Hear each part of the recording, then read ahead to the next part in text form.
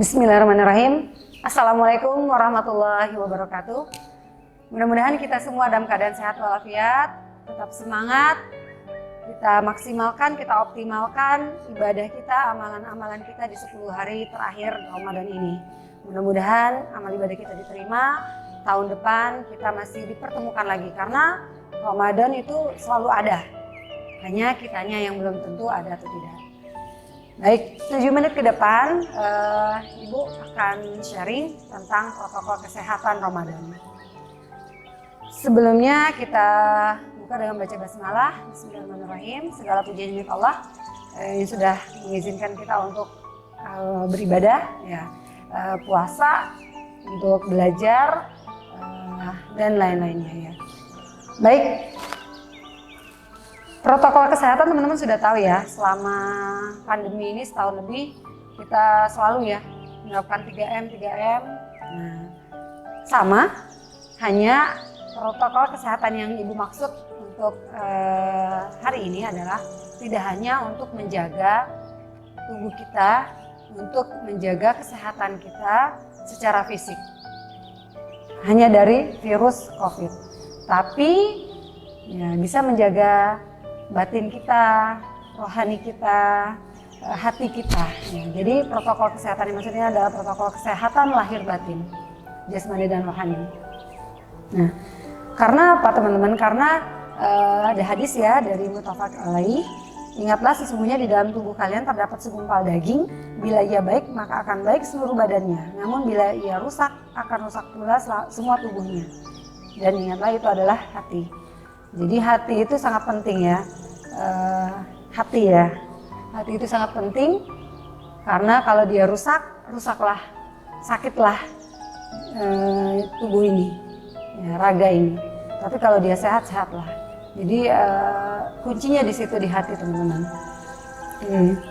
Nah, apa saja yang harus kita lakukan ya selama Ramadan ini terkait untuk menjaga hati kita agar kita tetap sehat, jasmani rohani kita, yaitu yang pertama mencuci tangan, ya sama seperti prokes COVID yang mencuci tangan, tapi tidak hanya tangan, tapi kita mencuci tangan serta anggota wudhu yang lain, oke, mencuci tangan dan anggota wudhu yang lain.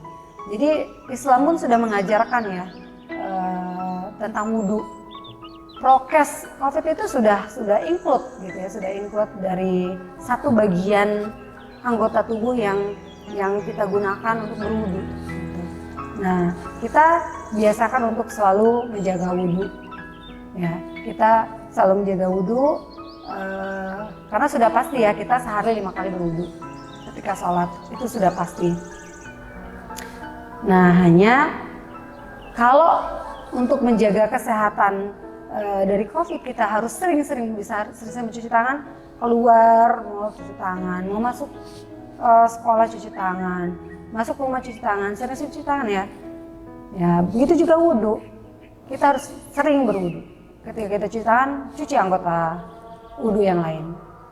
Nah, kenapa? Karena seperti kisah Bilal ya, Insya Allah Bilal itu adalah sahabat yang muazin pertama ya. Beliau sampai terdengar ya terompahnya, baunya sampai ke surga itu karena apa? Karena yaitu menjaga wudhu. Nah, seperti itu. Teman-teman sudah tahu ya apa saja anggota tubuh yang wajib untuk berwudhu. Ya, nanti teman-teman bisa dicek di Al-Qur'annya, silakan dibuka di surat Al-Maidah ayat 6. Nah, di situ artinya ya, surat Al-Maidah itu surat keberapa teman-teman? Ya, surat kelima ya. Nah, di ayat ke-6. Jadi teman-teman harus tahu anggota-anggota yang wajib untuk berwudu. Ya, di sini artinya, wahai orang-orang yang beriman, apakah kamu hendak melaksanakan sholat? Maka basuhlah wajahmu dan tanganmu sampai ke siku. Wajah, tangan sampai ke siku, dan sapulah kepalamu dan basuhlah kedua kakimu sampai kedua mata kaki. Oke, jadi itu ya anggota-anggota yang wajib wudhu. Selebihnya itu sunnah, itu silakan. Tangan, kumur, hidung, telinga itu sunnah. Nah, Udah pasti ya, wudu itu adalah syarat sahnya diterima sholat. Sehingga rentetannya apa? Ketika kita sudah menjaga wudu, sholat kita diterima, ya seperti itu.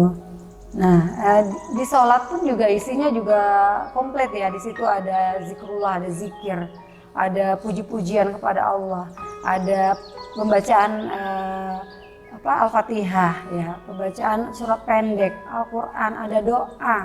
Masya Allah, jadi dari satu prokes hanya berwudu, kita sudah banyak mengamalkan amalan-amalan yang lain. Ya, sholat, ya di situ ada zikir, ada doa. Ya, bagaimana enggak terproteksi kita ya dari suatu virus ya, virus yang menjangkiti hati kita gitu ya, apalagi badan kita. Insya Allah kita akan terjaga. Itu atas izin Allah. Ya. Dari hadis riwayat Bukhari ya dan Muslim itu yang tentang Bilal.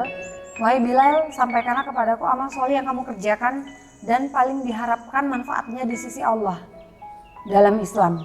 Karena sesungguhnya tadi malam dalam mimpi aku mendengar suara sandalmu, langkah kakimu di depanku di dalam surga.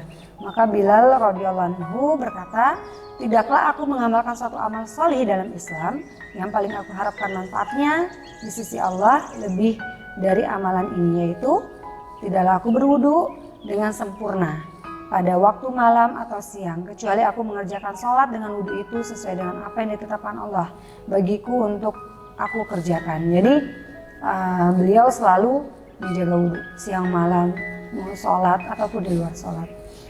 Nah itu ya teman-teman, prokes yang pertama, mencuci tangan dan seluruh anggota wudu. Untuk kedua, menggunakan ya tepat menggunakan masker ya kalau prokes COVID. Tapi yang ibu himbau di sini, yang ibu harapkan di sini tidak hanya masker teman-teman, tidak hanya mulut kita yang kita lindungi, kita tutup, tapi anggota badan lain yang wajib kita tutup, yaitu aurat kita. Nah, baik itu laki-laki ataupun perempuan. Teman-teman harus cari tahu ya. Bisa juga lihat nanti di sini ya di Al-Quran batasan-batasan aurat. Ya, laki-laki terhadap laki-laki, laki-laki terhadap perempuan, perempuan terhadap perempuan, perempuan terhadap laki-laki. Nah itu ada batasan-batasannya. Ya umumnya ya secara garis besar aurat laki-laki adalah dari besar sampai dengkul ya. Kalau perempuan seluruh anggota tubuh kecuali muka dan telapak tangan. Ini maksud telapak tangan sama punggungnya ya, pergelangan. Selama teman-teman menggunakan pakaian bisa sholat dengan pakaian itu, artinya pakaian itu sudah menutup aurat. Tapi kalau teman-teman harus masih cari mukena, ini masih belum tertutup gitu kan ya, ini masih sempitan gitu, masih transparan, nah itu berarti pakaian kita belum menutup aurat. Nah begitu ya teman-teman, masker bisa menjaga virus ya, menjaga virus. Sama kita menutup aurat juga bisa menjaga virus-virus dari mata-mata ya, mata-mata yang tidak pantas ya. Jadi bisa membuat kita bisa menelurkan virus kalau tidak memakai itu ya kan. Kita bisa membuat dosa orang yang melihat, orang juga bisa berbuat dosa pada kita. Nauzubillah. Nah di surat Al-A'raf, teman-teman bisa cek di surat Al-A'raf ayat 7 ya. Surat Al-A'raf itu surat ke-7, ceknya ayat 26. Ada ya ayat 7. Ya ayat 7 lagi, surat ke-7. Nah, surat ke-7 ayat 26. Ya. Kita harus pakai Al-Qur'an ya, teman-teman ya. Kalau belajar ngeceknya itu ya. Meskipun kita ada referensi, tetap kita harus cek dengan Al-Quran. Karena ini Al-Quran ini adalah pedoman hidup kita. Ya, ayat 26. Sama seperti ini Google Map ya, pedoman teman-teman kemana-mana, gitu kan, harus dilihat. Nah, sama Al-Quran seperti itu. Oke, di sini artinya, Bismillahirrahmanirrahim, wahai anak cucu Adam, sesungguhnya kami telah menyediakan pakaian untuk menutupi auratmu dan perhiasan bagimu. Tetapi pakaian takwa itulah yang lebih baik. Demikianlah sebagian tanda-tanda kekuasaan Allah, mudah-mudahan mereka ingat. Nah, jadi fungsi pakaian itu jelas ya menutup aurat. Lalu memperindah, mempercantik juga. Kayak masker juga sekarang udah macam-macam ya, kondangan maskernya yang berenda gitu. Lalu untuk menjaga diri dari bahaya luar, ya kan, bahaya secara langsung ataupun tidak. Dan memperkuat moral dan spiritual kita. Secara tidak langsung orang tidak akan berani mengganggu kita ketika kita menjaga ijazah kemuliaan kita. Ya. Makanya tak heran ya kalau Ramadan itu di TV ya banyak, ataupun kita sendiri ya biasanya nggak pakai kerudung, Ramadan pakai kerudung. Nah, karena memang Ramadan itu adalah bulan meraih ketakwaan. Makanya sebaik-baik pakaian itu adalah pakaian takwa. Nah, jadi di surat Al-Ahzab ayat 59, teman-teman bisa cek di surat Al-Ahzab. Ya, Al-Ahzab itu adalah surat ke, ya, teman-teman siapa yang sudah dapat? Yang sudah dapat boleh bisa dibacakan surat ketiga-tiga. Bisa bacakan sendiri ya di rumahnya. Ya, ayat 59. Ayat 59 ya. Bismillahirrahmanirrahim. Oke, hai Nabi, katakanlah kepada istri-istrimu, anak-anak perempuanmu dan istri-istri orang mukmin. Panjang ya, kita ambil potongannya. Hendaklah mereka mengulurkan jilbabnya ke seluruh tubuh mereka. Yang demikian itu supaya mereka lebih mudah dikenal, karena itu mereka tidak diganggu. Dan Allah adalah Maha Pengampun dan Maha Penyayang. Nah, jadi jangan salahkan orang yang mengganggu ya, ketika kita tidak menutup aurat kita untuk perempuan. Jadi menutup aurat itu tak hanya badan saja yang terjaga, tapi insya Allah hati juga terjaga. Di surah Al-Ahzab ayat 53-nya, tadi 59-nya, 53-nya juga disampaikan bahwa ya, dan sungguh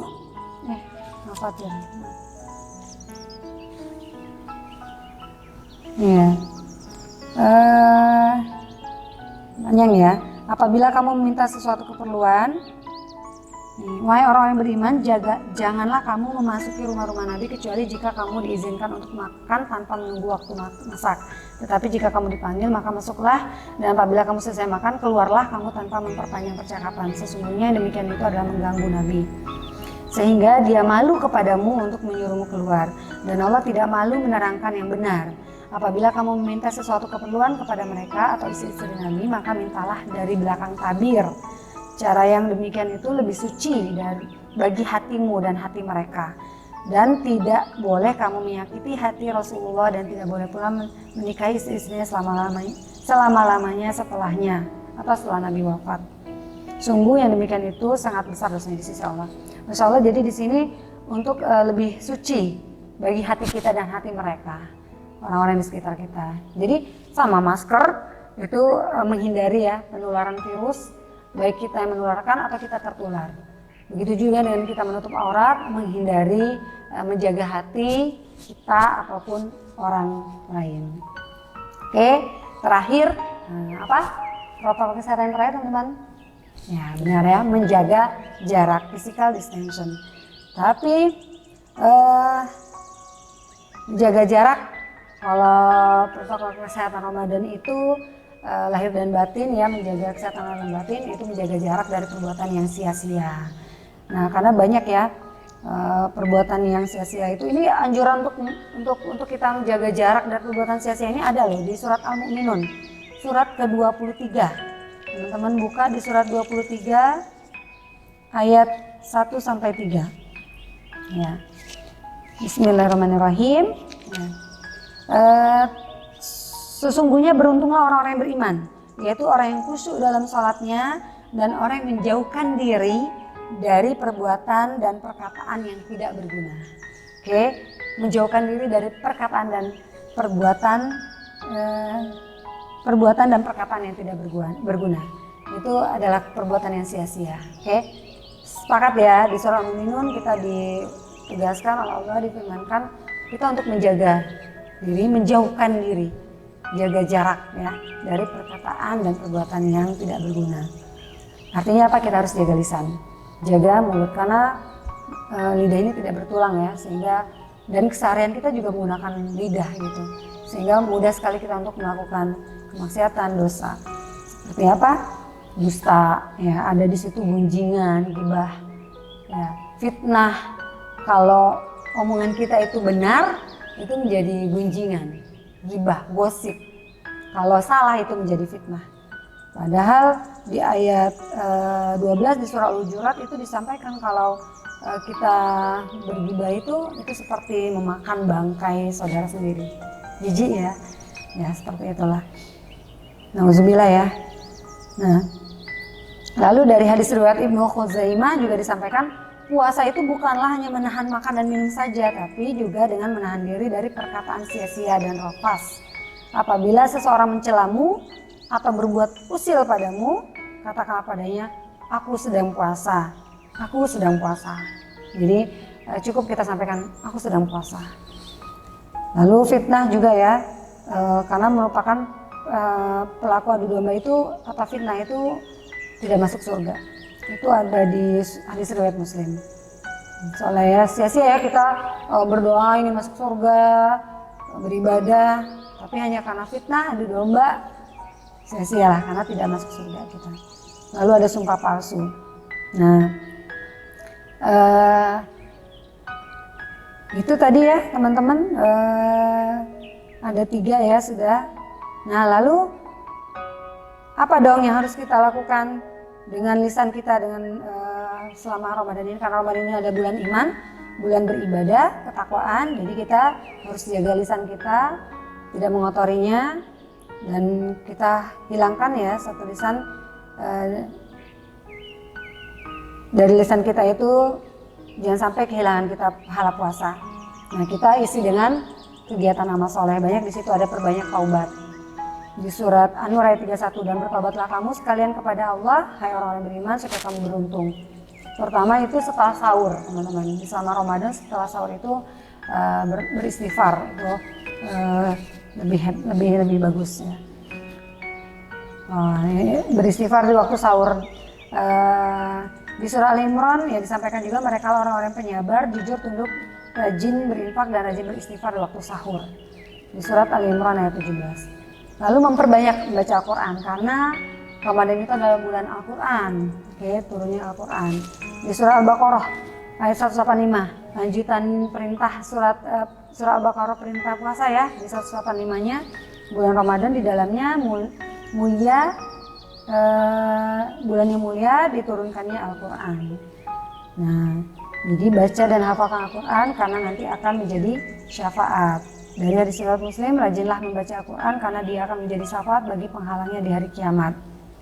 Jadi ada 2 syafaat sekaligus ya selama Ramadan. Puasa itu menjadi syafaat kita, dan dengan baca Al-Quran, Al-Quran menjadi syafaat kita. Nah, itu diantaranya ya 3 protokol kesehatan selama Ramadan yang menjaga hati kita, jiwa kita, raga kita, rohani kita, jasmani kita, lahir kita, batin kita. Jadi insya Allah semua terjaga, insya Allah bisa diterapkan, sangat mudah, ya lebih mudah lah dari prokes 3M yang selama ini kita gaung-gaungkan. Selama ini kita bisa ya, darinya tidak pernah pakai masker jadi bisa gitu pakai masker. Nah untuk itu jangan kita tinggalkan juga prokes ini, mumpung masih ada waktu 10 Ramadan terakhir, dan nanti kalau sudah terbiasa Ramadan lewat pun ini juga terus kita lanjutkan prokes ini ya. Sama seperti itu ya, COVID juga gitu, sudah mulai hilang tapi tetap setelah divaksin juga tetap ya dilakukan sama. Jadi ini prokesnya abadi, tapi kita maksimalkan selama Ramadan ini. Baik, mungkin lebih ya dari 7 menit, mohon maaf. Mudah-mudahan yang panjang, singkat, ini padat ya, dan bisa pertama diaplikasikan. Selamat mencoba, mudah-mudahan kita selalu diberi kesehatan lahir dan batin, dan ya terjaga selalu ya oleh Allah ya, diberi petunjuk dan diberi penjagaan yang ketat. Karena waspada, kita juga semua adalah OTG ya, kita semua adalah OTG, orang tanpa gejala, dan kita juga ada OTP, orang dalam ODP ya, orang dalam pengawasan, yaitu pengawasan Allah. Oke, terima kasih, mohon maaf lahir batin. Assalamualaikum warahmatullahi wabarakatuh.